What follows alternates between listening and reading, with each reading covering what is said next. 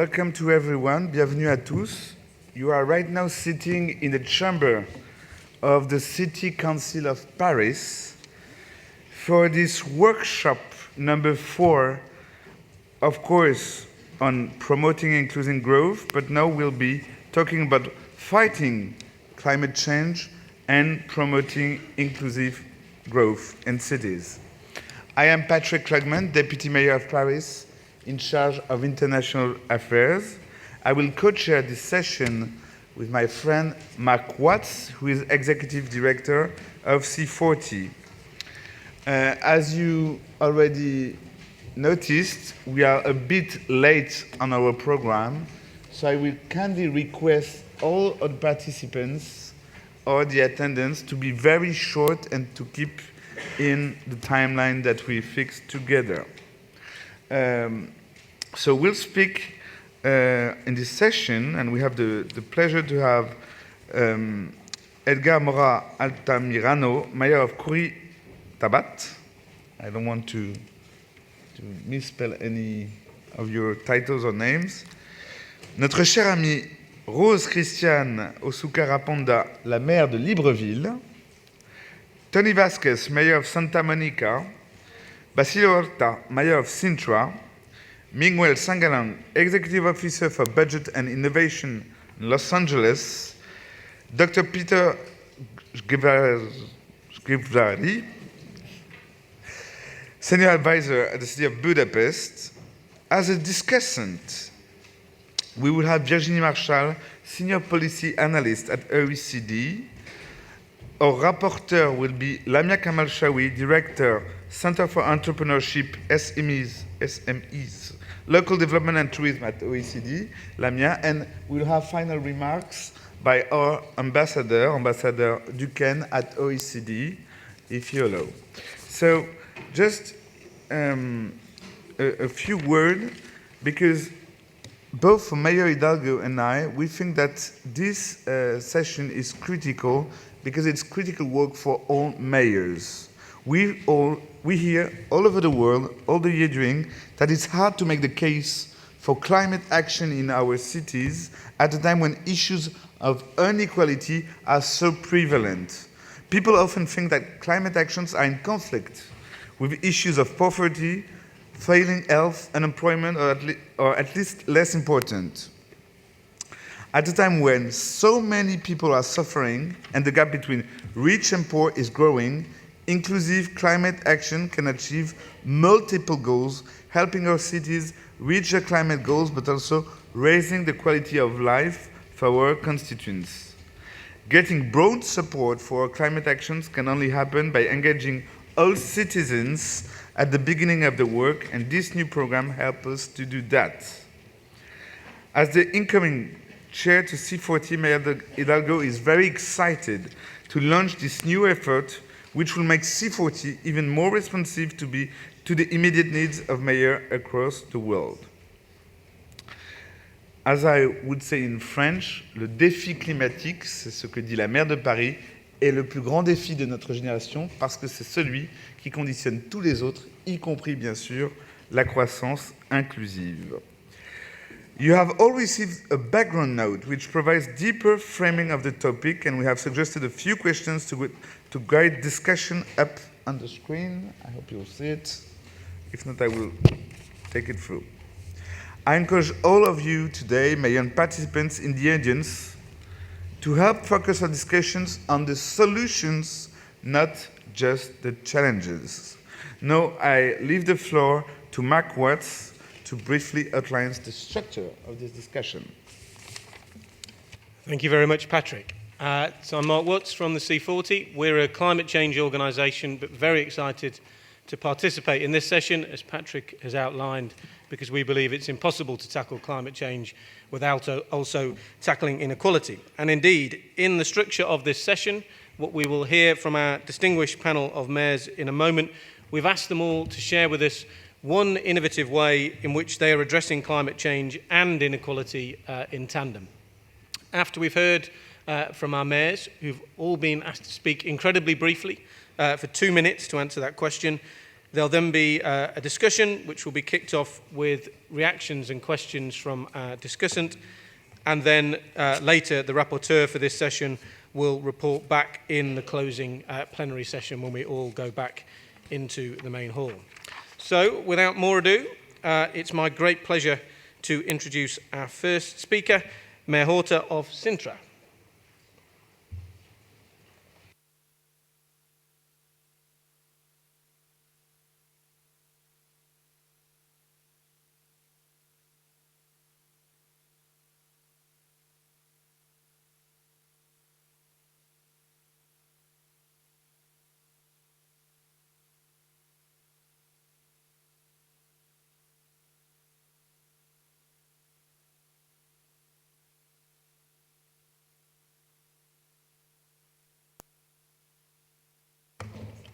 Excuse me, Mayor, I don't think your microphone is working at the moment. I'm sorry, if we can just get it on.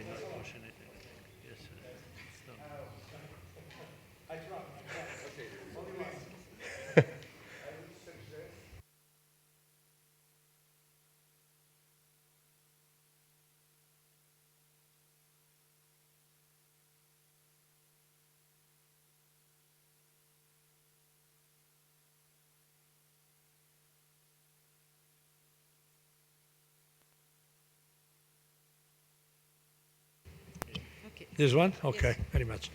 Thank you. Well, I'll continue.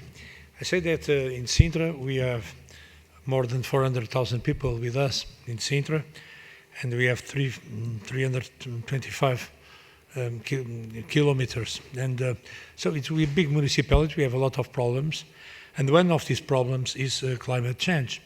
We want to involve all the populations, namely the lower income populations, in this battle. We want that people understand the green economy, that green economy is better and is more important, more resilient rather than traditional economy. It's not an easy task.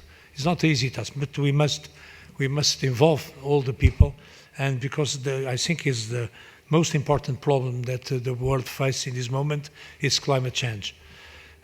There is some people that do not believe it because they do not feel and the changes in the climate, which is a terrible problem to economy and to a lot of people.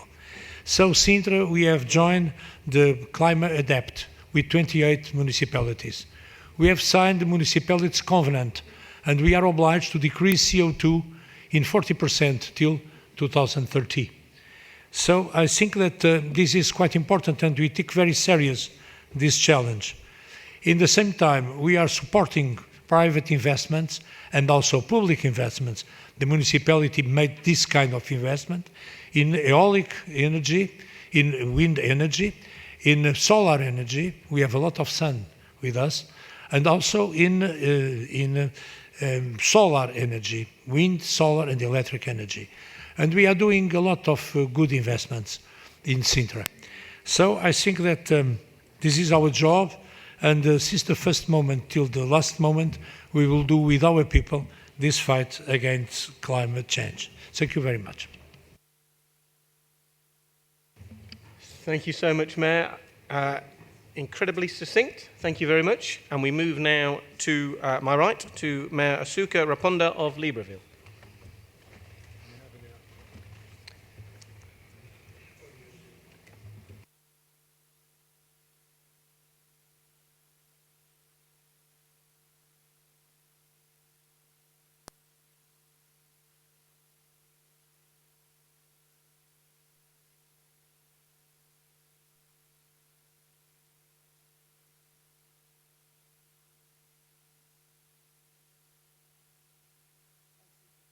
C'est bon?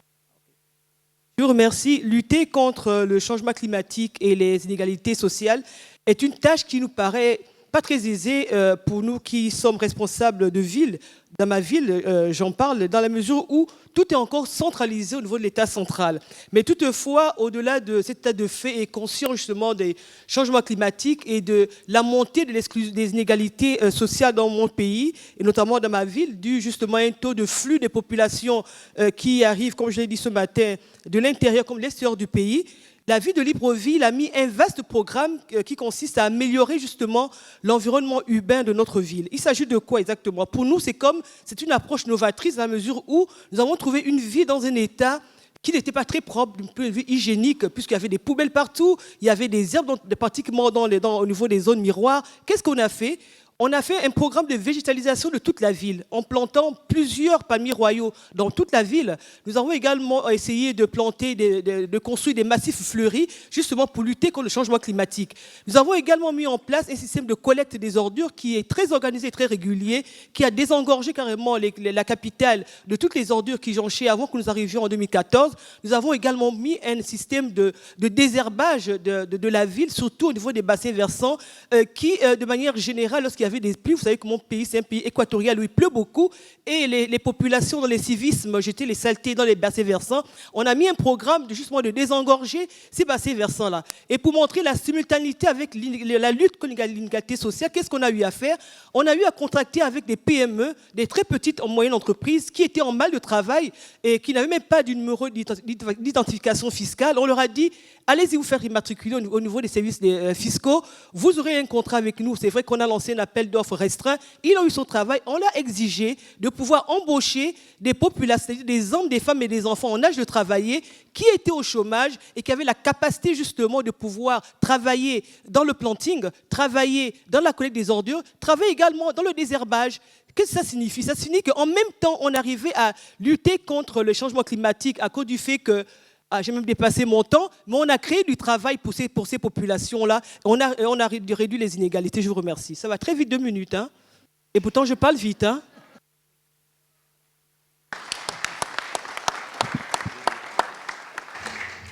Thank you very much, Mayor. And third mayor in this session is from the beautiful city where C40 once had its headquarters, Santa Monica. Mayor Vasquez. Can we have the microphone back? Thank you. Thank you. Welcome. Yeah, in 2 minutes, I'm just going to highlight 2 quick things. The affordable housing piece as well as our energy efficiency buildings. Actually, the city of Santa Monica, our city hall, unlike this, we thought we had an historical city hall, but as I look around this one's much, much older than ours. But we're actually adding to it, to the back end of it, and it's actually going to be the first in California and maybe even in the U.S. that'll be actually a net zero building. Even the toilets are going to be self-sufficient with no water. And some of our staff is a little worried about that, but apparently they've tried it in other places. I think Portland, they've already attempted it. And I understand it's been successful, so we're going to give it a shot. But on the affordable housing side, as we talk about moving forward and developing and trying to be inclusive as possible, back in the mid-90s when I first got on the council, we passed an ordinance that any new housing development had to have 30% affordable housing. It's part of an inclusionary housing goal. And we've been pretty successful with it to the tune of several thousand units in the city of Santa Monica that are actually affordable for, in many cases, for our workforce. One of our problems in the city of Santa Monica is that we're only 90,000 people, but on any given day we swell up to about 300,000 between tourism and people that work in the city. We're like Silicon by the beach. So everybody works there, but they don't necessarily live there. And that's one of the balances that we're trying to strike as we're looking at this inclusionary piece and trying to be as inclusive as possible. And it's a challenge.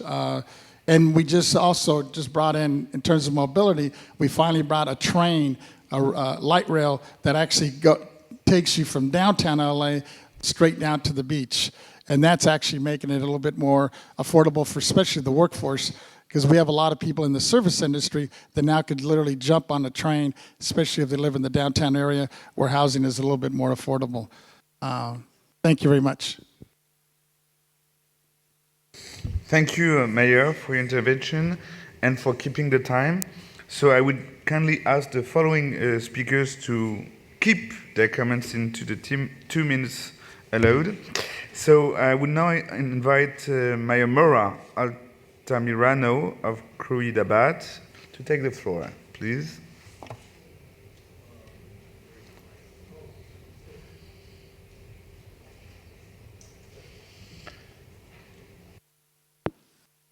Well, firstly, we should dismantle or eliminate the antagonism between cities and nature, and this is very hard to do because this concept has informed the development of cities in the developing world for many, many, many years. We are moving in Curridabat from the supply side to the demand side, that is orchestrating demand. And to do that, we are trusting upon pollinators, especially bees, butterflies, and hummingbirds. We are creating common knowledge using technology about the real experience of the citizens, but also about the real experience of the territory itself and other flora and fauna species living in the city, acknowledging that these species share our life and our luck. We have the conviction to lead this challenge. And within this challenge, the main idea is that not only people should be in the center of the action of any city, but actually we believe pollinators should be there too. Access to nature in the developing world shouldn't be a condition or shouldn't be conditioned by income divisions. And this is very important. If you see what is happening now, you will find that actually in these countries like mine, access to nature is something that you pay for. And if you cannot pay for, you will not have it in the city. And that is terrible, being part of a country from the Ecuadorian line, which is, everything is about life. Everything is about nature. But poor neighborhoods doesn't have that privilege. And that privilege shouldn't be a privilege. It should be a basic condition of our developing. Thank you.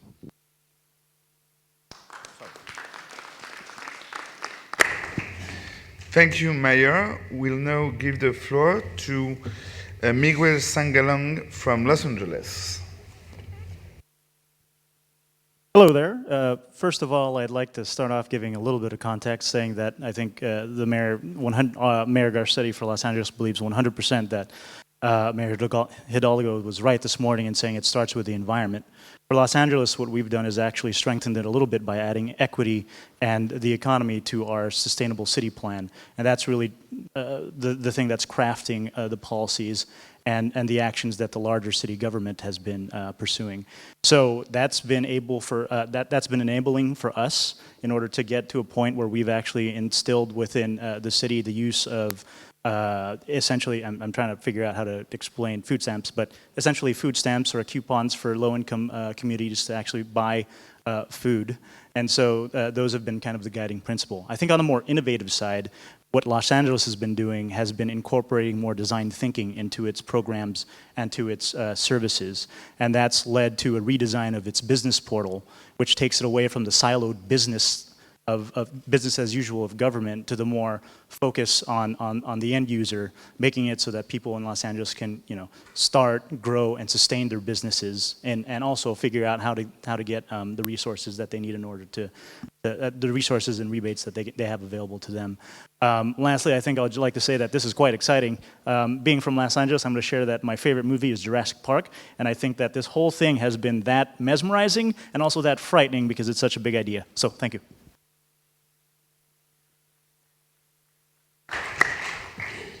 Thank you. I will now leave the floor to our friend from Budapest, please.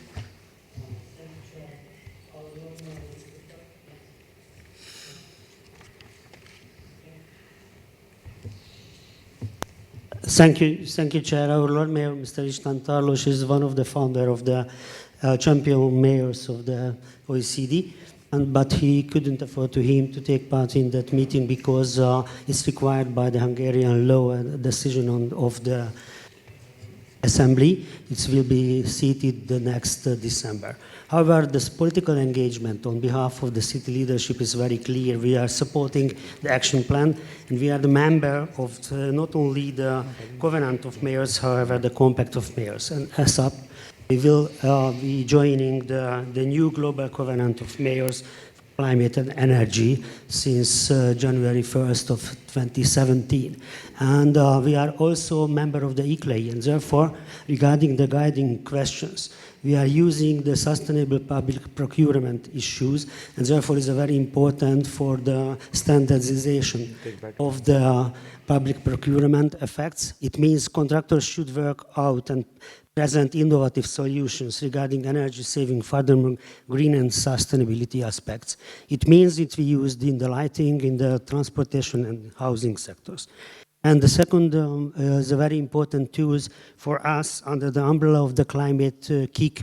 We redeveloped a new ISCO model. It is behind the ESCO model, the energy saving companies. We use the innovative service companies model, not only in the energy, however, in the public delivery staging. And the third one, we established a new agency which is using and supporting the SMEs and startup companies using the technical assistance and micro credit issues, and therefore we are using the innovative aspects, and we are supporting the social economy also, and we are founding a new strategic development funds for the innovative elements.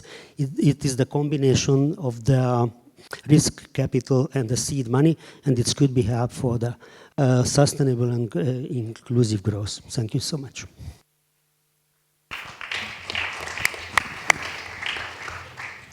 Great. So thank you to all our mayors. In 6 very short bursts there, we've heard a wide variety of ways that cities are trying to tackle inequality and climate change together. Rather than me summarising it, I am now going to move to our discussant, Virginie Marchal, to give us some thoughts about what she's just heard.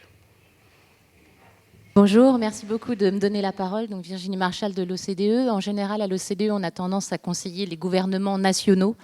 Et la première chose que je voulais dire par rapport à ce qu'on a entendu aujourd'hui, c'est partager un sentiment d'humilité.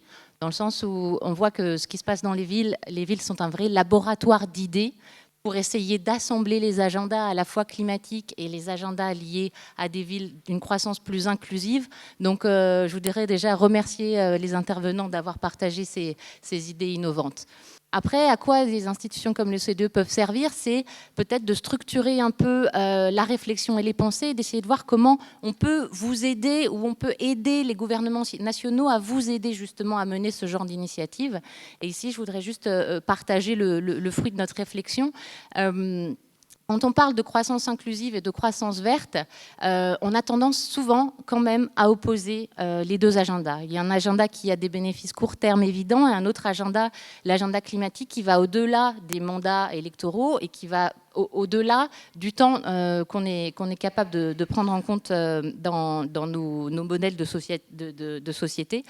Et je pense qu'il est vraiment important aujourd'hui de montrer par des études qu'on peut avoir des villes plus inclusives et plus vertes. Et il y a 3 éléments sur lesquels on aimerait bien vous aider et j'aimerais avoir votre avis en fait sur est-ce que ce sont les éléments qui vont dans la bonne direction et qui permettraient de vous aider à mener ces agendas. Le premier, c'est des problématiques de gouvernance. Souvent, on voit des problèmes de fragmentation au niveau local en termes d'intégration des politiques de transport et des politiques de planification urbaine.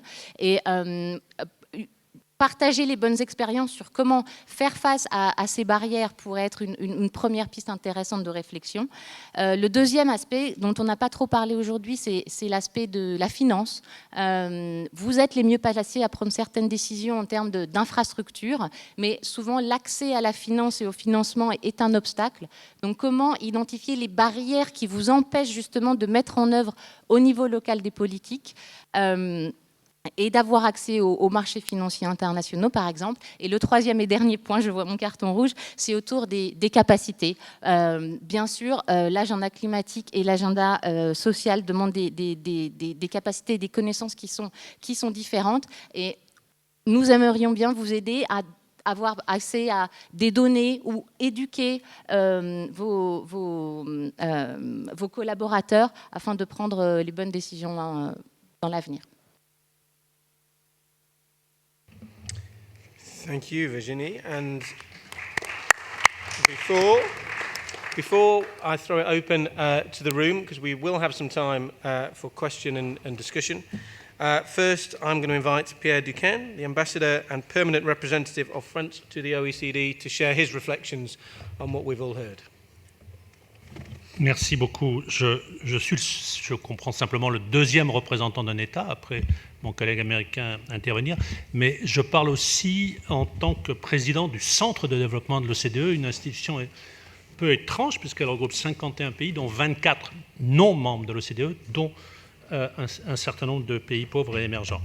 Et je voulais dire notamment à la maire de Libreville que le Centre de développement vient de faire son rapport sur l'Afrique et sur les villes durables en Afrique, et je vous donne juste un chiffre qui montre que le coût de la pollution en Afrique en 2013, c'est 450 milliards de dollars, 2 tiers du PIB du continent, 1 tiers pardon, du PIB du continent, et énorme problème. Le 2 tiers que j'avais en tête, c'est que 2 tiers des émissions de gaz à effet de serre sont faites par les villes, qui en sont en même temps les premières à en subir les effets. Je voulais vous donner une formule de CIS, un révolutionnaire français, qui disait « Faire vivre la démocratie, ce n'est pas seulement avoir de bonnes institutions, c'est multiplier les places, les trottoirs et les réverbères. » Et ça me fait 3 mots. Sur les places, je n'ai pas beaucoup entendu parler jusqu'à présent, dans toute la journée, de planification urbaine. Je pense que peut-être ça mérite qu'on en parle. Et je vous dis en passant que l'examen biennal de la France que fait l'OCDE et qui sortira à l'été prochain inclura un chapitre sur la gestion des quartiers. J'ai été intéressé sur les places aussi par ce qu'a dit le maire de Bruxelles sur la gestion des petites places, des espaces piétonniers, etc. Sur les trottoirs me font penser au réseau. Et je poursuis mon image. Sur les réseaux, je voulais quand même rappeler, et la ville de Paris le sait bien, qu'une des raisons majeures du succès de COP21 et derrière de COP22, c'est l'agenda des solutions, le travail constant que l'État a souhaité faire avec les acteurs non gouvernementaux, singulièrement les collectivités locales. Les réseaux m'amenaient aussi, et Virginie Marchal en a parlé, et c'est tant mieux, à parler finance et finance-climat. Il faudra y songer. Et dernier point sur les réseaux, transport. Je voulais signaler que dans la famille OCDE, il y a une institution qui s'appelle le Forum international des transports, qui est bien plus vaste que l'organisation elle-même aussi, et qui travaille singulièrement en ce moment, je n'ai pas trop entendu ça non plus aujourd'hui, sur les transports sans chauffeur, qu'il s'agisse des transports publics ou des transports privés. Je viens au réverbère pour dire que la lumière peut venir de l'OCDE, et je vous donne juste 2 messages que donne cette organisation et que vous n'avez peut-être pas forcément en tête, parce qu'elle passe dans ce pays-ci, en France, pour avoir de vieilles idées. Non, elle a de nouvelles idées, et je vous en donne 2. Les politiques environnementales ambitieuses ont un impact positif sur la croissance, et la réduction des inégalités a un impact positif sur la croissance. L'OCDE a été la première à dire que les inégalités étaient un facteur empêchant la croissance et que les réduire était une bonne chose. Et sur les réverbères, je termine bien entendu sur l'énergie pour dire que le message me semble central, et le maire de Santa Monica en parlait à l'instant, c'est de tout recycler. De recycler tous les déchets urbains avec un impact sur l'énergie, sur les revenus, sur l'emploi, pour la main-d'œuvre peu qualifiée. Donc comment rejoindre lutte contre les inégalités et bonnes politiques environnementales, et bien finalement c'est par la gestion des déchets, aussi étrange que ça puisse paraître. Merci beaucoup.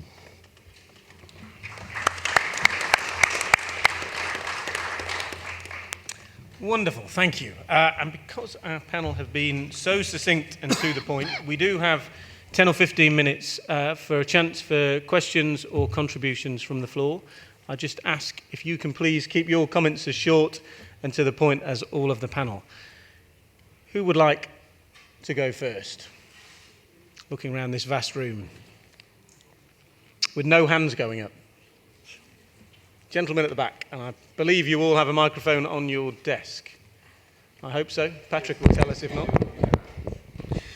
Merci beaucoup, je vais le faire en français, ce sera peut-être plus simple. J'avais une question qui rejoint à la fois la question des finances et la présence aujourd'hui de pas mal d'entreprises. La question porte sur les partenariats publics-privés. Quelle est la vision aujourd'hui de l'OCDE dans les discussions que vous avez avec les maires sur ces partenariats? Et pour les maires, comment est-ce que vous vous assurez que ces projets entrent bien dans des objectifs de croissance inclusive? Merci.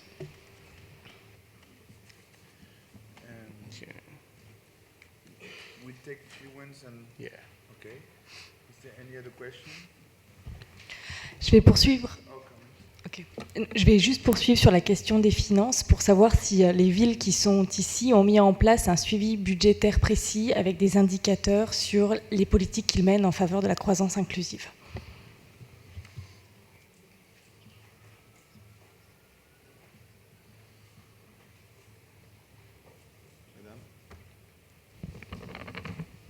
Hi, Mirta Tripathi, Business and Climate Summit.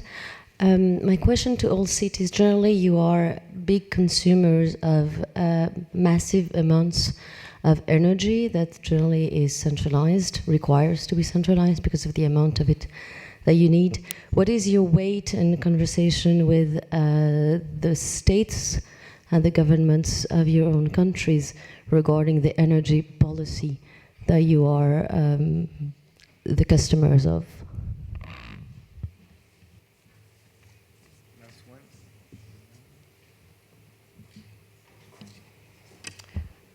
Hello, my name is Camila Amaya Castro from InnovBlue. Je peux poser la question dans toutes les langues. I will stick to English. So thank you for all the mayors to explain all the activities that are being done. I'd like to ask the mayors also to perhaps to say in one word what is from their point of view the biggest challenge, hurdles that I'm sure you have to overcome to be able to move forward. Is it a human? Is it a particular type of partner? So what is the biggest challenge that you would like to overcome to be able to move forward faster?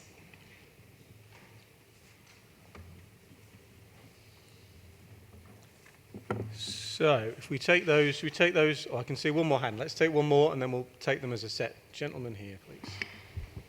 Okay.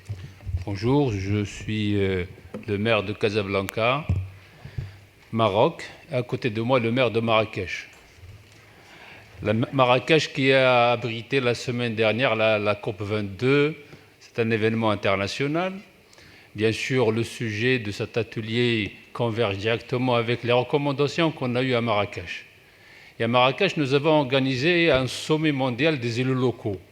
Nous avons eu une déclaration extraordinaire concernant le climat et faire face au changement climatique. Bien sûr, les collectivités, principalement les villes, sont au centre de ces défis-là. Pour relever ces défis, bien sûr, il y a deux choses que je vais partager avec vous, peut-être avoir des commentaires. La première, c'est l'intégration entre les politiques au niveau national et territorial. C'est très important d'avoir une intégration de ces politiques qui ont une dimension nationale avec celles qui ont une dimension au niveau local. La deuxième chose, c'est concernant, après les déclarations et de principes, la question de financement et l'engagement de partenariat Nord-Sud, établissement de financement et réduire le gap qu'il y a au niveau de besoins de développement pour nos pays et nos villes, surtout pour répondre aux besoins de base qu'ils ont. Merci. Okay, and I did see one more hand, gentleman right at the back. Oui. Merci, je suis Leonardo Sferrazza, adjoint au maire de la ville de Palaiseau dans le fameux Grand Paris, plateau de Saclay. Ma question s'adresse à l'ensemble des maires. Puisque nous sommes dans l'inclusive, on parle d'implication inclusive des personnes dans la ville aussi. Alors, les maires ici présents, je voudrais savoir comment ces maires ont envisagé cette participation citoyenne inclusive pour les problèmes liés au climat dans leur ville. Est-ce qu'il y a une participation citoyenne? Merci.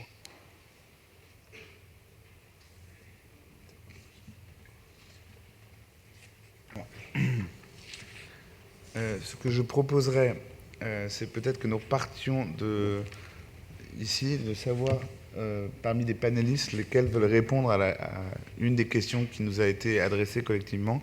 Among those who want to answer one of the questions who has been addressed, to answer very shortly. You're not supposed to answer to all questions, but one specifically, and we'll try to draw a kind of short conclusion. So, anyone among the panel who feels to respond? Yes, Mayor, please.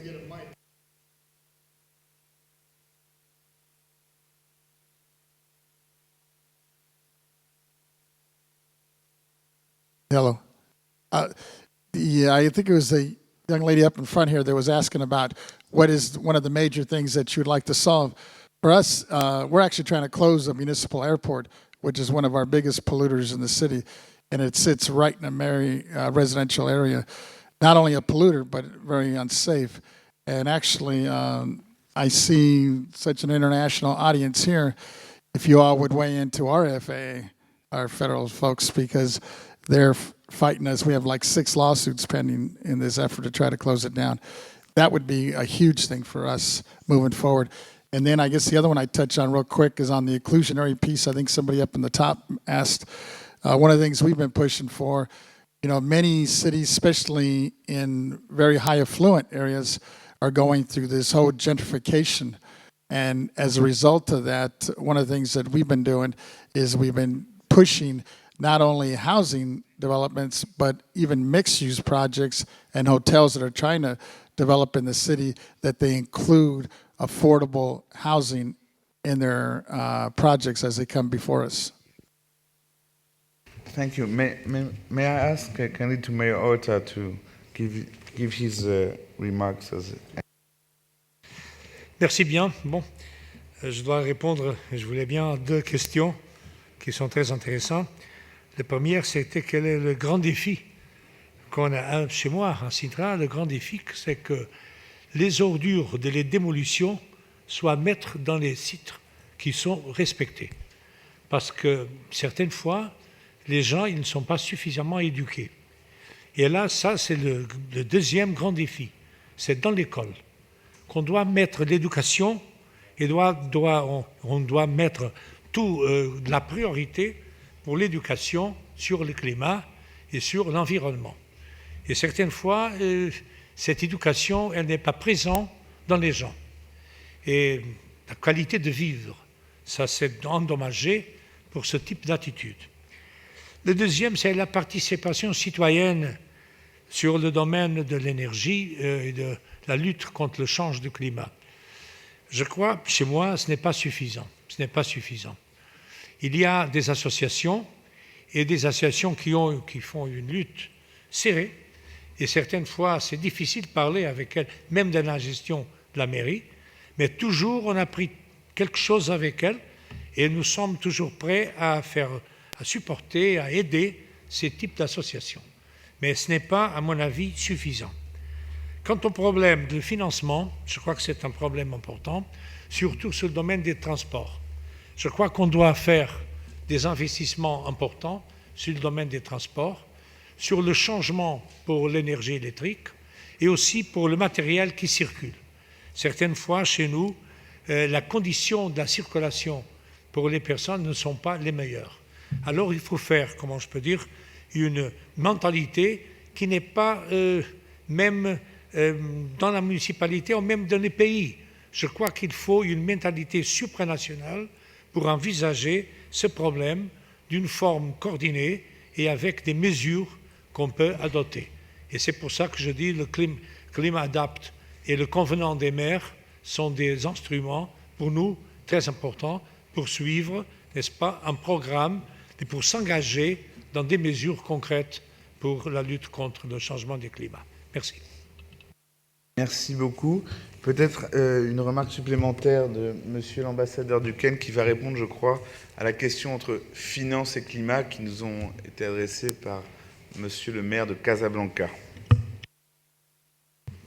Oui, merci. Le maire de Casablanca sait que nous, président de la COP21, la France, avons demandé à l'OCDE l'an dernier de nous dire si les fameux 100 milliards de dollars que le Nord doit donner au Sud à partir de 2020, tant pour l'adaptation que pour l'atténuation, sont atteignables.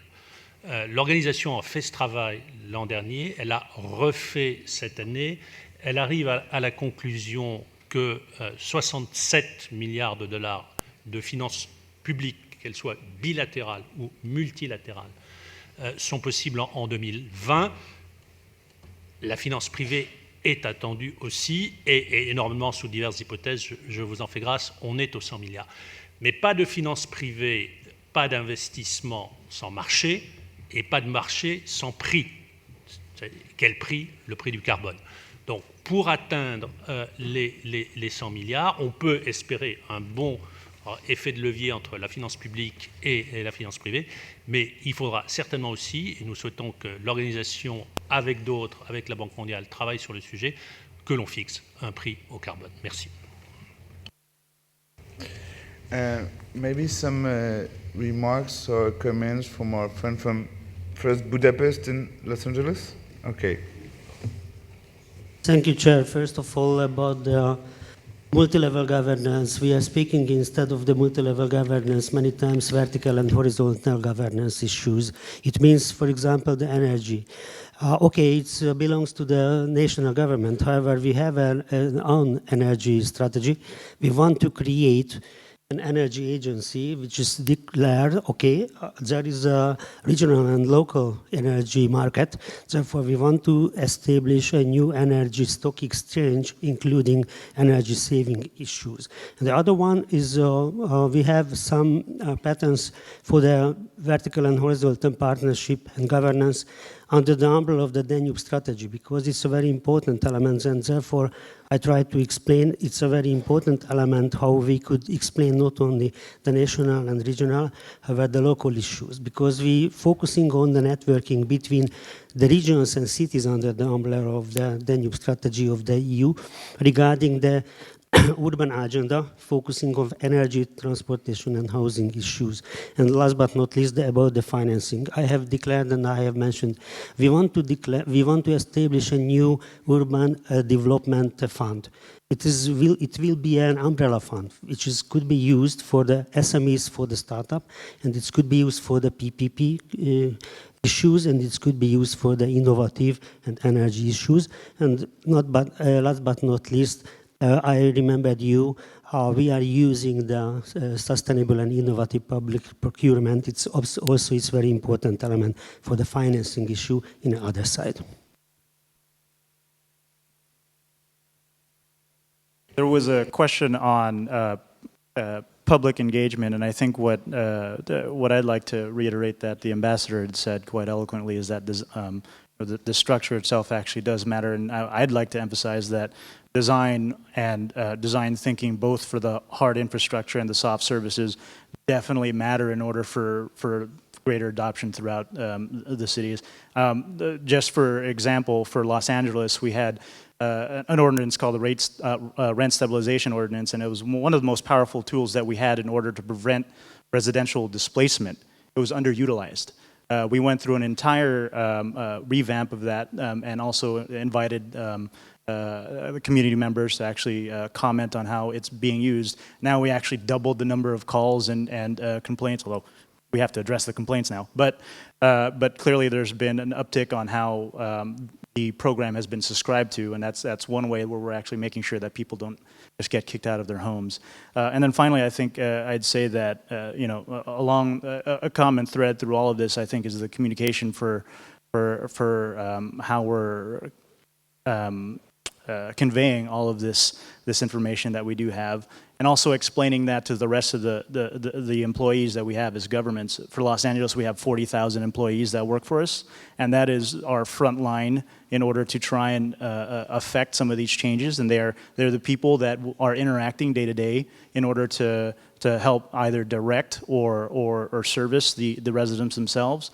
And there's a really large knowledge gap within that realm that we have to tackle.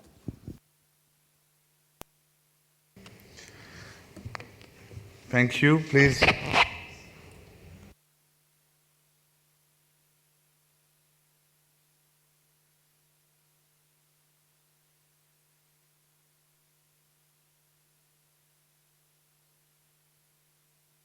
First of all, I want to say that I feel very humble in front of these questions that you raised.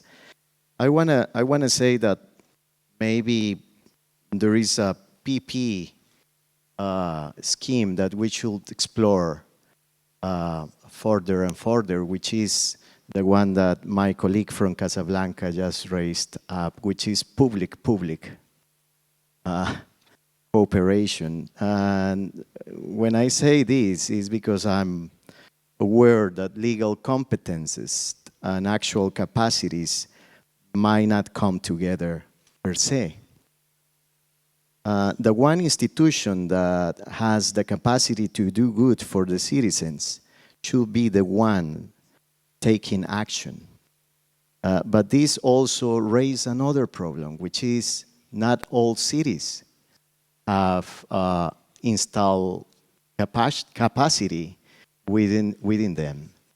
So this is a very important task, especially if we are talking about small and medium-sized cities. And as the life in these cities is very affected, or is affected very much by the performance of the local government.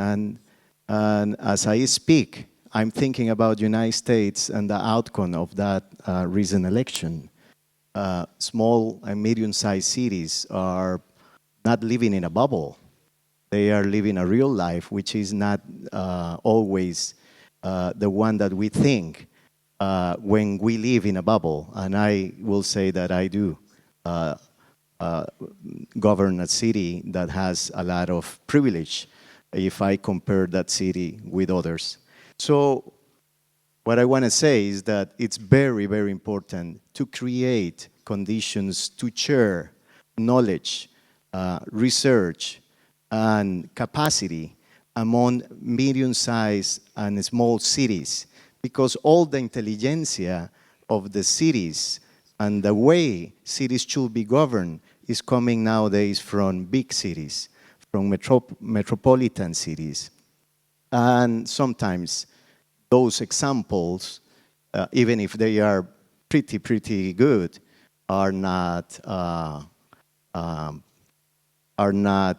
ones that can be applied in a medium-sized and a small city. By the way, 80% of the people that live in urban spaces live in small and medium-sized cities.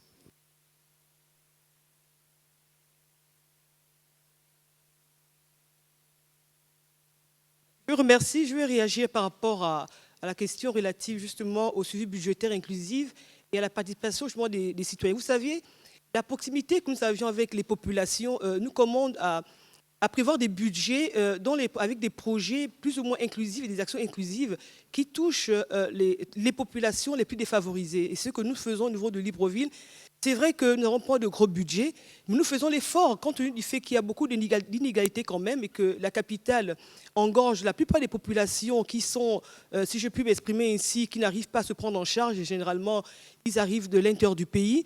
Donc ils se mettent dans les quartiers défavorisés. Nous les faisons participer à l'action justement de la municipalité. Donc qu'est-ce que nous faisons? On a des budgets que l'on prévoit chaque année. On essaie de les accompagner justement par des actions citoyennes de ces populations-là pour que dans le cas par exemple du nettoyage de la ville, parce que dans mon pays, il est institué tous les premiers samedis du mois une journée citoyenne. C'est un samedi du mois, c'est une journée citoyenne. Donc, on fasse aussi les associations qui existent, on fasse aussi les populations, et tout le monde y travaille. Et qu'est-ce qu'on fait pour les associations qui n'ont pas assez de budget? On leur donne une participation budgétaire ou en matériel de travaux, et ils participent pour lutter contre le changement climatique, mais également, et ça leur fait, comment dirais-je, une petite indemnité ou un budget qui leur permet de se ressourcer un peu ou encore de pouvoir vaquer à d'autres actions qu'ils aimeraient rencontrer. Pour l'énergie également, c'est la même chose. Hein. Dans mon pays, c'est l'État central qui s'occupe du secteur énergétique. Mais nous, qu'est-ce qu'on fait? Eh bien, on participe justement dans le cadre, justement, avec l'agence d'études et d'observation spatiale qui évalue un peu les effets des changements climatiques et essaie de mettre en place des mesures qui permettent justement d'atténuer ou d'adapter ces changements climatiques-là. Il ne faut pas oublier que mon pays est un pays où la forêt est très, très forte, près des 3/4 du territoire gabonais. Sur les 267 667 km², eh ben 220 000 km² est forestier.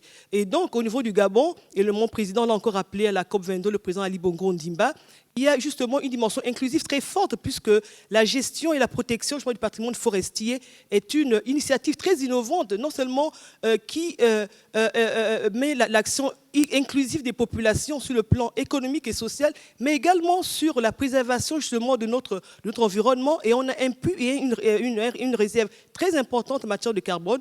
Et là, avec l'affectation des terres et l'aménagement des terres, et bien, les populations qui sont frappées de plein fouet par les changements climatiques, et bien, on leur redistribue des terres pour qu'ils puissent justement vaquer à leur occupation agricole. Je vous remercie. Merci beaucoup. Et notre discussant, Madame Marshall, va clôturer les interventions.